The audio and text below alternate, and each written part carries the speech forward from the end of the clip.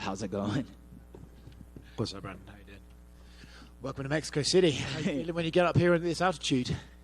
Well, what was that? I'm sorry. How you feeling up at this altitude? Oh, I live at altitude, man. It's nothing, honestly.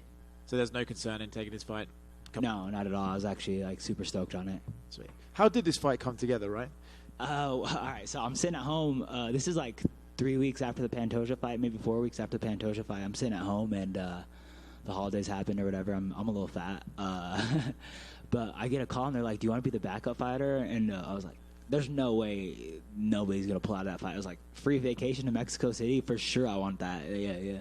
So I took that fight, and like within like, I don't know, 18 hours later, I got another call, and they're like, all right, well, you're in. And I was like, I'm in what? And they're like, you're fighting Moreno in Mexico City. I was like, oh, shit, all right, cool. Nice. But, you know, you said in your mind, you're like, oh, free vacation. Did you have to do a mental switch to be like, okay, I am fighting? Or were you just like, hey, it's a fight, I'll take it? Yeah, I was actually super excited. I don't know, man. I feel like if I won my last fight, I had it in my head that I knew Amir Albazi was having some health complications. Like, I at least read it somewhere. And I had it in my head that I wanted my first title defense to be here. If Amir Albazi pulled out, I thought that would have been a gangster move.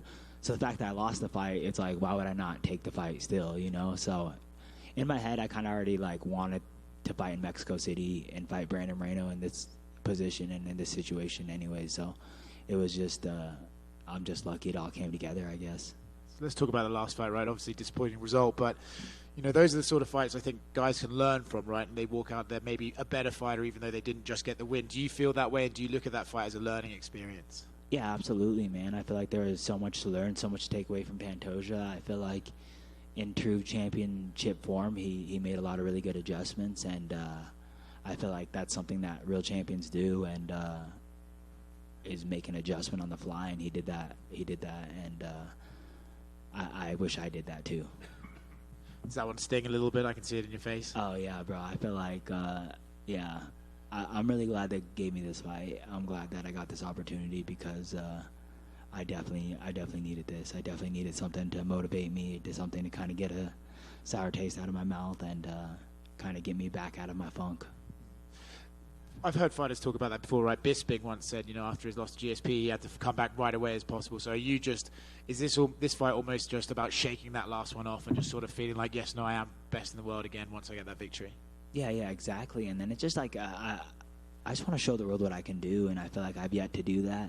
And I felt like in that Pantoja fight, I'm like, this is it. This is the time I'm going to show the world what I can actually do and my actual skill set.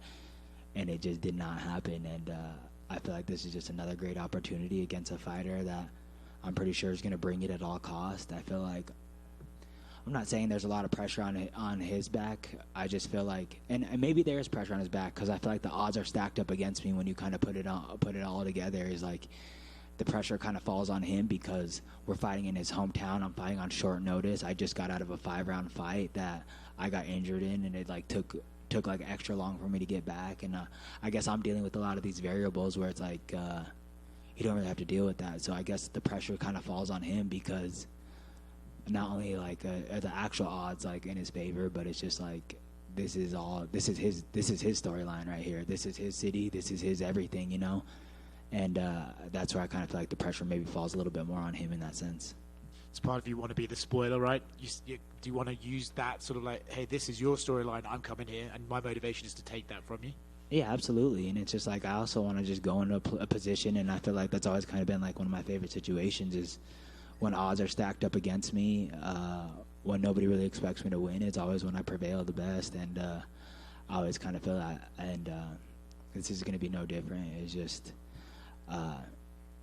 I don't think I'm on the odds favor at any of this, but it's just like, I don't know. I guess I get to mess up everybody's parlays and mess up everybody's days, and, you know, hopefully we can make amends at the end of the fight, and I can enjoy Mexico City for a couple more days after this and not have to go straight home. But, yeah, I'm trying to fuck everybody's day up.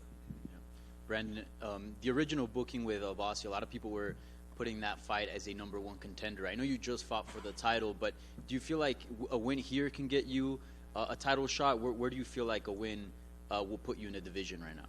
I'm actually not sure on what happens with me. I'm pretty sure Brandon Moreno wins, even though me and him both have the same last loss to the same person, that he's getting a title shot. I don't necessarily know if that's the same position for me, but I know if I go out there and style on him and I go out there and do some cool things, it's going to be hard for me to deny, it's going to be hard to be denied, because it's like, who else is there?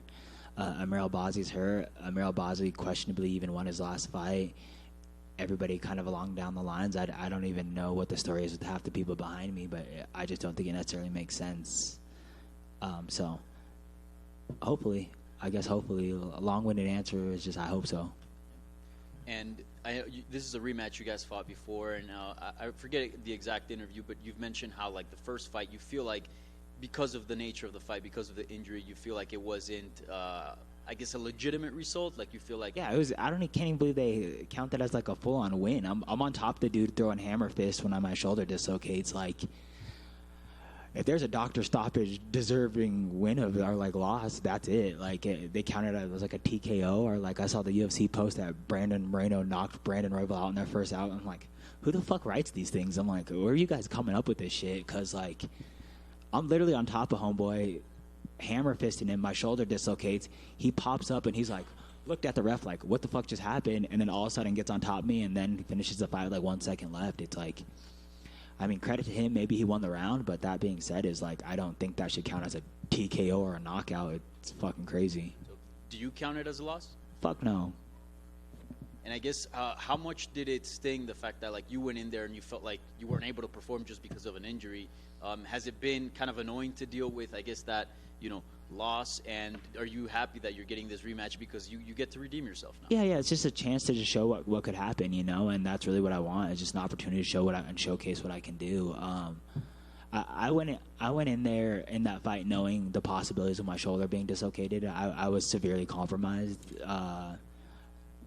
Since I got signed to the UFC at that time, like my shoulder kept getting hurt, like, and it was affecting training. It was affecting everything I was doing in my like daily life. Like it was bad.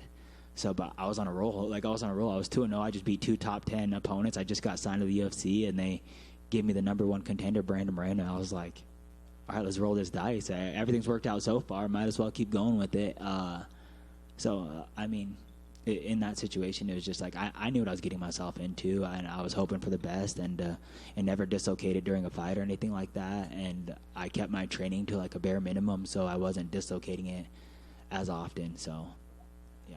Just so this is not a rematch for you. That too shouldn't be there.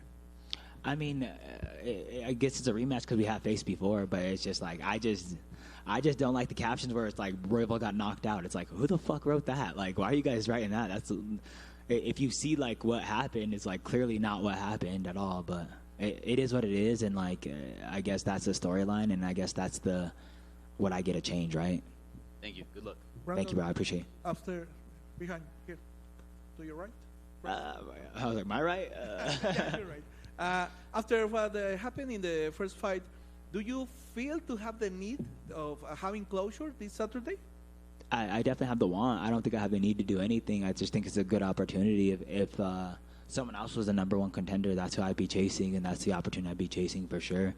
But it's more of just a want, It's that I want to, and then Brandon Moreno he got the #1 right on next to his name, and that's what I want, and that's what I'm going for. I'm chasing the opportunity more than anything. Is this is another dude in front of me, and the possibility of making my dreams come true, and what else would I be doing with my life? I'm not trying to make my dreams come true at all times, Thank you.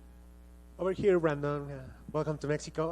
Thank You you. already shared with us your joy and your happiness to being here in Mexico City, but we know that people in U.S.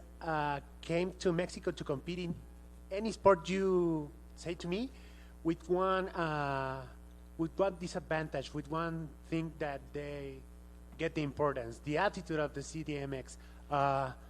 How are you dealing with that problem? Because we already know that many sportsmen constantly suffer with the theme of the altitude, the missing of breathing. How are you dealing with that during your training and during the preparing for this fight? Thank you. I grew up and I live in the Mile High City, Denver, Colorado. I live at altitude. I live at 6,000 feet pretty much, and then I go and train every weekend up at 8,000 feet. So this is nothing to me. This is actually something that I welcome. I'm no stranger to altitude. I live in altitude, and this is something that I think is actually more of an advantage for me than anything. Brandon, right here. Welcome to Mexico. Thank you. Just a quick question. Has there been any mental preparation for this fight? It's going to be 20,000 people. The Mexico City crowd is not hostile physically, but voicely. Like, it's very loud. It's very hostile.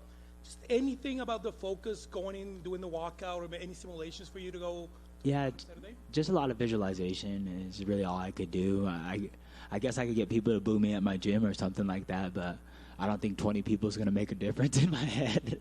But just a lot of visualization and stuff like that. It's just kind of seeing the walkout, seeing the situations, all that. And I do that no matter what. All right, cool. Thank you guys for your time.